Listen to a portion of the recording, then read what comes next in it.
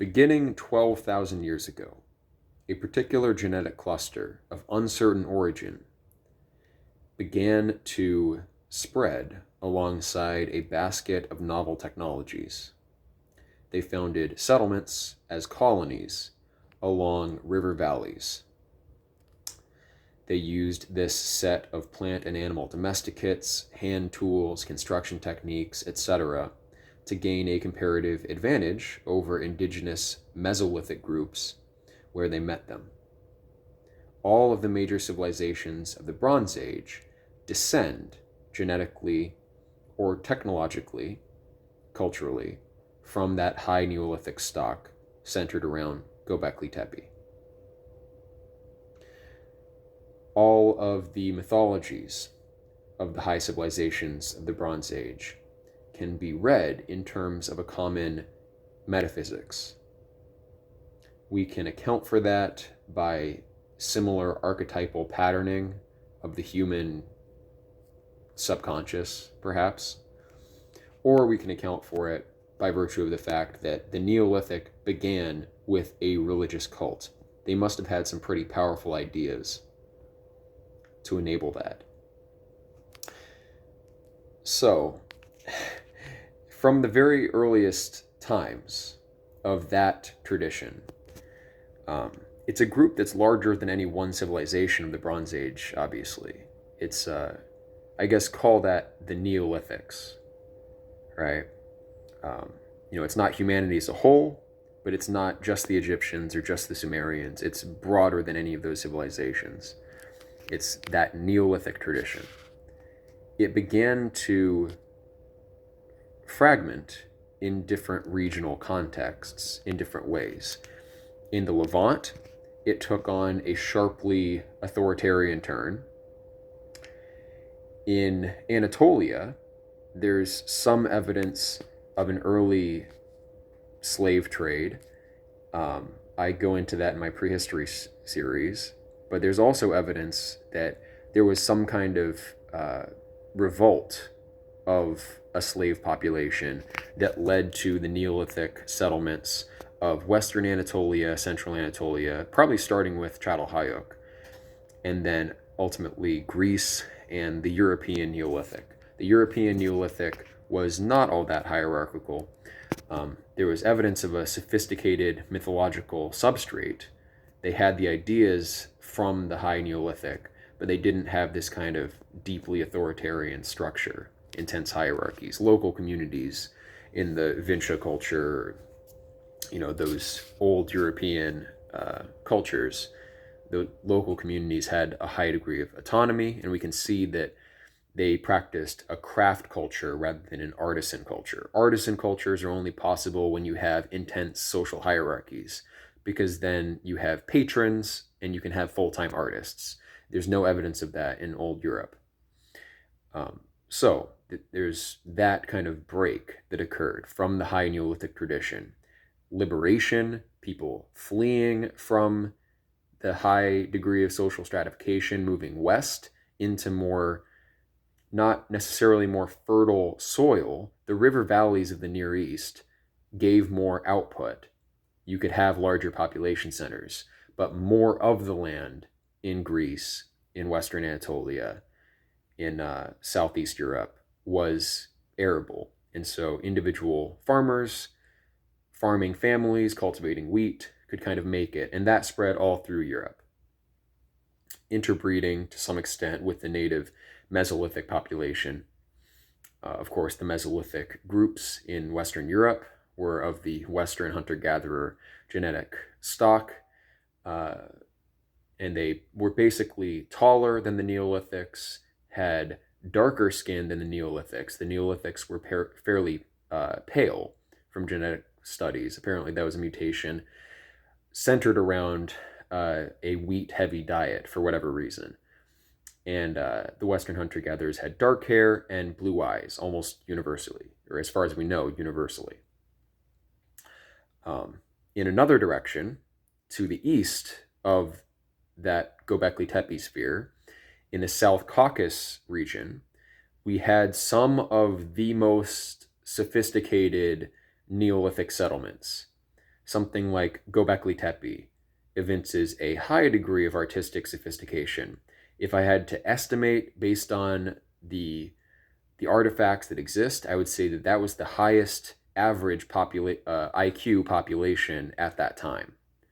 But the evidence of the obsidian trade does not indicate that Kordic Tepe population was one and the same with the highest level of the hierarchy of that Göbekli Tepe cult. Kordic Tepe, the people living there mined the obsidian and crafted the tools that were then shipped to southern sites, not shipped obviously, but carried to southern sites for the use of perhaps that Göbekli Tepe priest caste, which is that kind of unknown origin genetic stock I'm talking about. The southern Caucasus region cultures were sophisticated going back into the Epipaleolithic.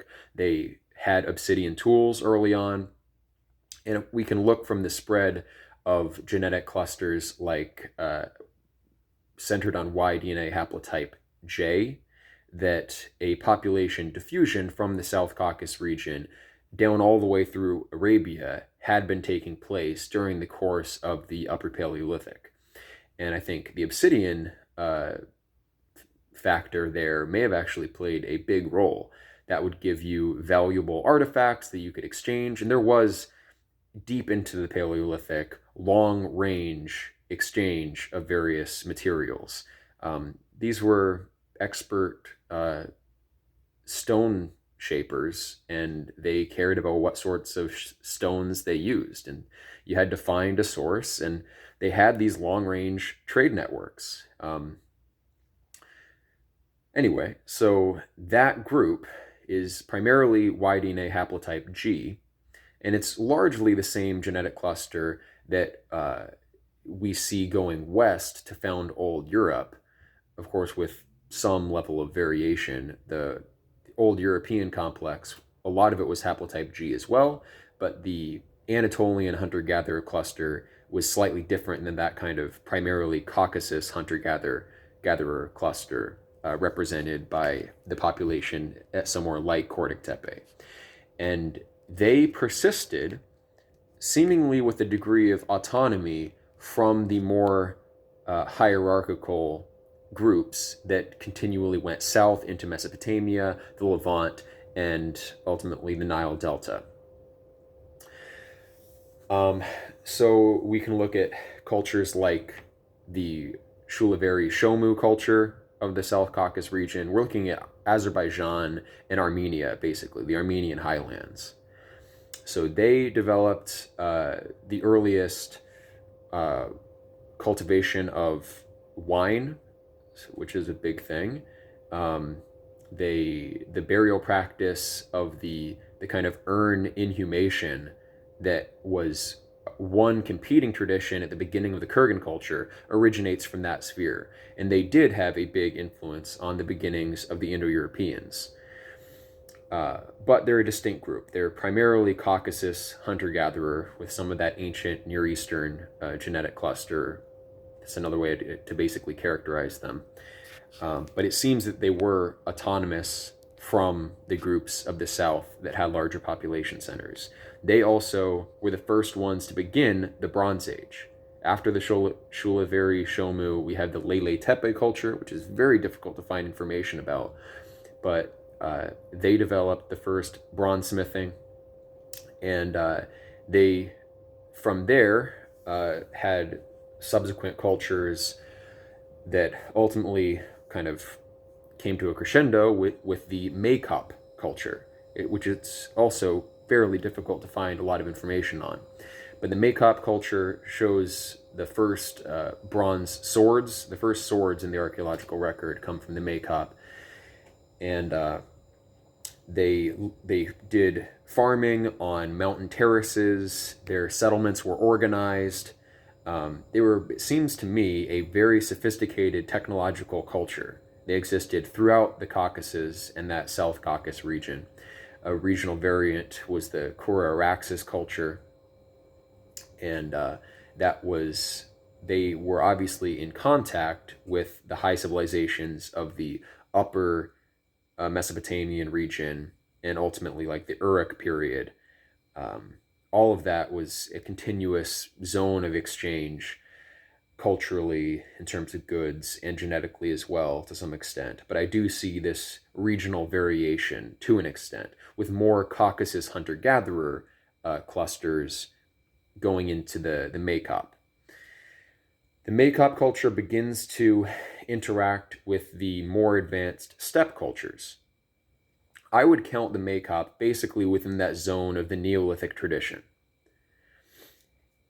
On the other side of the Caucasus, in the Pontic-Caspian zone, we had a whole other set of interactions leading to a genetic cluster that then spread very rapidly.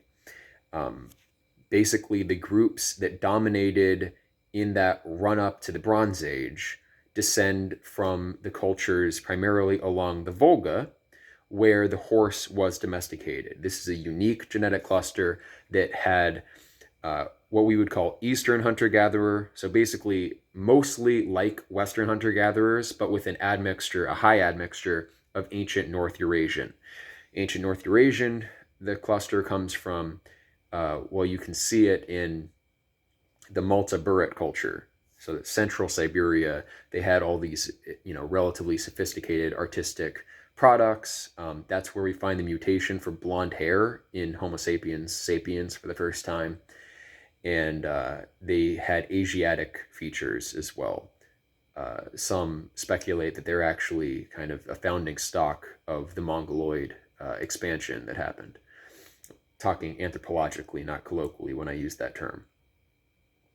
So the ancient North Eurasians spread to the west to influence groups that looked more like Western hunter-gatherers that were part of that Upper Paleolithic Great Hunt European sphere with the cave art, with the, Venus figurines. Like that was the basic milieu, similar to Mesolithic Europe, living like the Magdalenian culture lived, in tents often, roaming over long distances, hunting mammoths. The mammoth hunt persisted further in time in the east, in that Pontic-Caspian zone, and that the fact of mammoth meat allowed for larger communities and more settled communities, which allowed for more sophisticated artistic products.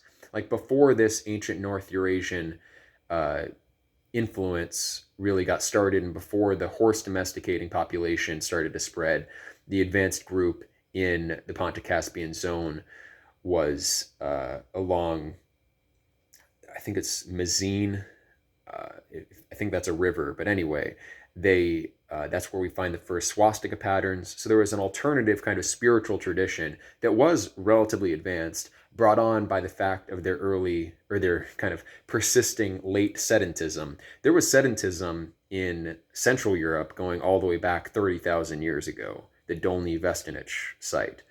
And that's probably not the only site, it's just the only site that we really know about for sure. So that sedentism persisted, and that Pontic-Caspian zone was kind of the inheritor of the highest tradition of the upper Paleolithic European sphere, in my estimation. That's a lot of intuition going into that, by the way. So don't like quote me on it as a source. But so that's who was there. And then the ancient North Eurasian sphere started genetically expanding. The Uralic speakers started expanding. And the interaction of whatever kind of prior to Proto-Indo-European, Old European, and I don't mean the Gimbutas Old Europe, but like the Upper Paleolithic European linguistic group, whoever was there, they started interacting with Uralic speakers. And in that interaction between the Uralic, ancient North Eurasian influenced genetically group and the pre-Proto-Indo-European, Upper Paleolithic, culturally descended group, we had the emergence of this horse domesticating class. And that would have been the first time in the history that we know about that we would have had a Homo sapiens sapiens with blonde hair and blue eyes. not a whole bunch of them, but that's just where the genes for blue eyes met the genes for blonde hair along the Volga. And that's where the horse was domesticated. Now, that, again, I want to stress, blondism, blonde hair and blue eyes, was not prominent at that time. It was very rare. But once it came into being, it set about, and this is my theory here, a kind of interesting genetic dynamic. It's a recessive trait. I mean, both blue eyes and blonde hair, and red hair for that matter, are recessive. But when women have these traits, they're highly desirable. And so what tends to happen is the top of the hierarchy gets those women, whether the man at the top of the hierarchy is more swarthy or not. And what happens is, as long as there's enough of these women to go around for the top of the hierarchy just becomes blonde. This happened in Muslim Spain. The Muslim emperor or imam or whoever, I don't know what you call it in Islam, but the Muslim guy in charge in Spain at a certain point it was blonde hair and blue eyed, even though his paternal line originated from the Middle East. And what does that do? It brings about a clear caste system where you can visually see what socioeconomic position someone occupies based on phenotype. And this basic system is codified in the record in the Norse system, where you had blondes at the top, redheads in the middle, and brunettes on the bottom of an official caste system. And it's no wonder that in that kind of context, when they self-reflectively recognized this, continued selection for blondism went on. And therefore, the kind of caste dynamic underlying it probably weakened. I would imagine that the Nordic Bronze Age was a high point of organization among the Proto-Germanic community, and as time went on, and as more of them became blonde, and the kind of biological, natural hierarchy, this is not a claim of blonde supremacy.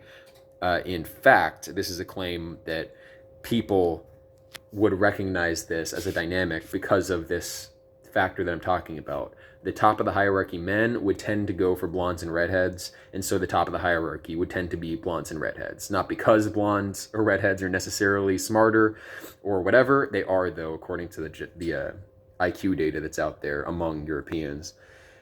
Slightly, it's not a big difference, but because of that biological hierarchy would have been salient to people. It would have been something they could recognize, and that's what we see in the record in the Norse tradition. I think that dynamic probably didn't get started right away when these first, people started emerging. The first, archetypally Aryan in the popular culture people. The horse domestication led to trade advantages and combat advantages, obviously, and there was a lot of population shuffling in the lead up to the Makop culture. The Makop culture basically, not the Makop, I was talking about them earlier, the Yamna culture. The Yamna culture is the culture of the Proto-Indo-Europeans. That's when the Indo-European system was basically established, which had to do with certain customs like the guest-host relation, the patron-client relation. You can look into those in Indo-European studies if you don't know about them. And the system for the distribution of grazing ground, right? These were herding people. They practiced agriculture as well. People in the Pontic-Caspian practiced agriculture as far back as 5000 BC. But anyway, so that's... the Yamna is when you see this beginning of that tradition. From the south, the influence was from the Makop culture, and the Yamna were trading horses for bronze with the Makop in all likelihood. There's probably elite transference between the two cultures. Elite Makop people would have gone into Yamna communities. Probably a lot of the legalistic ideas that led to the Yamna formalization, the Yamna system, came from the Makop sphere, because the Makop were highly organized, and none of those steppe groups were all that highly organized. So the idea for the law came from somewhere, and it probably came from the south. But admixed with the ideas of law from old Europe, from the lighter skinned brunettes, dark-eyed brunettes of the Cucuteni Tripoli culture. And there would have been a tendency for that population center to be blondified as well, based on these same dynamics.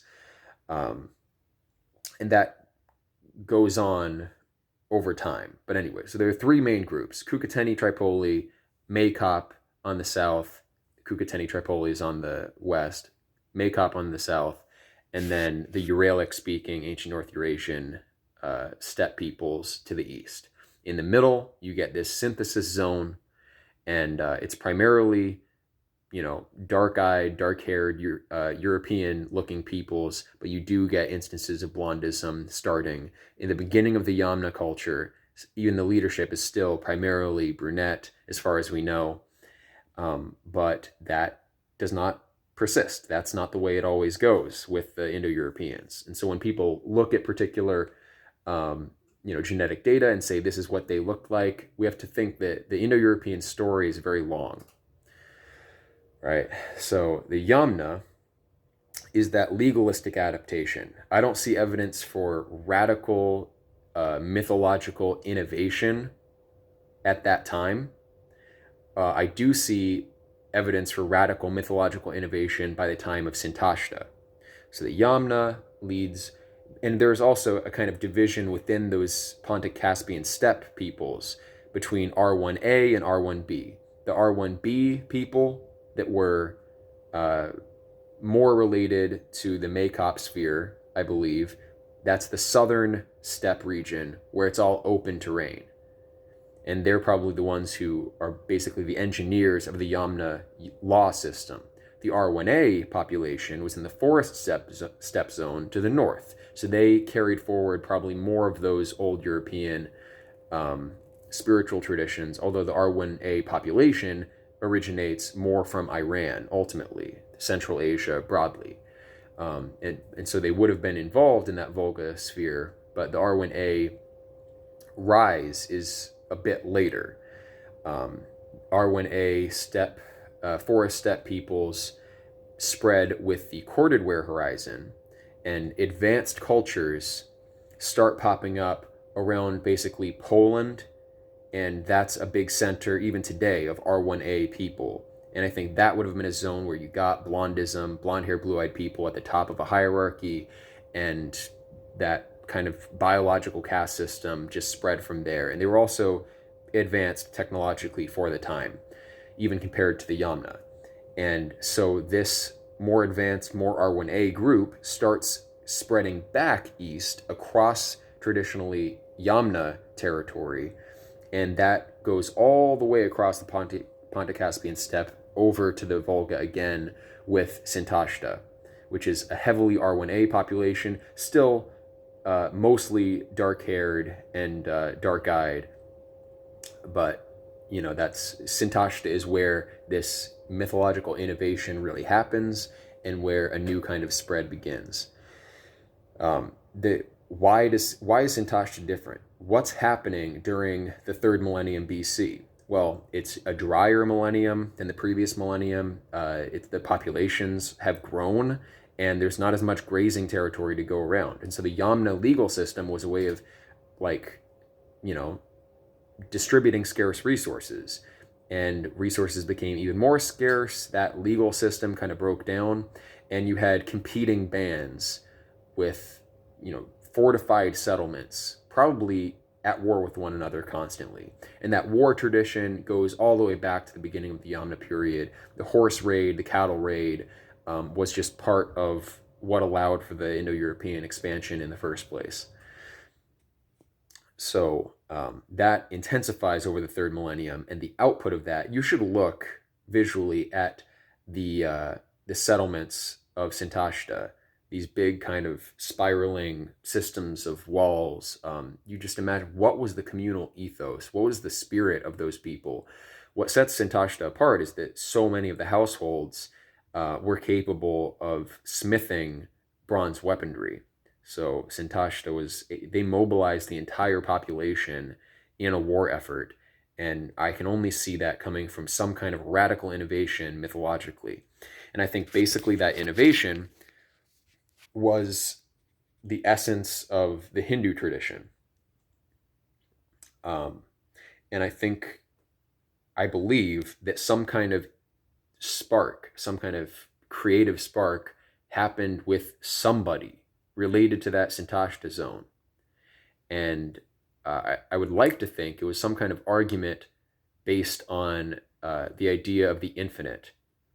That seems to be a Western ideal, and I think that they using that idea of the infinite derived the idea of the immortality of the soul, and this gave them just kind of an advantage in battle, bravery. They wanted fame. They wanted to spread their name, and this similar to the Yamna culture, but at a higher pitch. And so that's that kind of mythological innovation, and they had creativity, whatever. The elites of those societies, probably over time from then, tended towards Blondism, and we can see evidence of that in the Middle East, where the groups descending from that Indo-Aryan branch, which descends from Santashta, we can see that in the Middle East to this day. People will have green eyes or even blonde hair sometimes in those regions. Where does that come from? This sphere. It's not all of them, but the fact that biological hierarchy was effectively an alternative social technology to the Neolithic systems. And that northern biological hierarchy, tripartite system, with a novel mythological innovation that gave them basically fearlessness and a like intense warrior spirit. That it's like, look at Egypt. They didn't expect reincarnation. The idea of reincarnation is not an old Neolithic idea. It seems to have been something arrived at in that Russian steppe zone, because that's where we find the first horse sacrifice. Like the Norse system has the Eddas, the Hindu system has the Vedas. There was probably an ancestor of both the Eddas and the Vedas that came from Santashta and came probably from some great unknown religious prophet. That's the innovation. That's what allowed them to compete. And they broke into the old Neolithic sphere, the Bronze Age empires, dominated vast areas, including obviously Anatolia, the northern Fertile Crescent region, Iran, going down arguably into, well, Mesopotamia with the Mitanni, and then offshoots of that influence went all over the place. There's an argument to be made that the origin of the Hebrews actually derives from this spread of R1A groups, originating out of the Indo-Aryan Santashta sphere. So that's this. There's two basic archetypes of the Indo-Europeans. The first Indo-Europeans that are using a legalistic framework to cooperate and form certain kinds of hierarchies. And then there's this kind of more religiously spirited and biologically, archetypally hierarchical, like what we think of when we think of Aryan conquerors. That's more like what we got out of Santashta, and that's what impinged on the Middle Eastern sphere. And I think the old Göbekli Tepe priest caste elites of those societies have been reeling from that incursion ever since, in a way. And all of the history from that time has been trying to keep that Indo-European factor in check. And so you can see what's happened with, well, just Europe in general. You can see that as part of this general conflict between the Neolithic group and all of the elites of these various Neolithic societies in North Africa, Anatolia, Mesopotamia, and all of that. They were in contact. The elites communicated with each other. They saw each other basically as kin. And when the Indo-European groups came in, that was a threat. And they collectively, the old Neolithic elite, have been responding to that Indo-European incursion in various ways. And that's still kind of the struggle that's that's going on if you look at it in a certain way.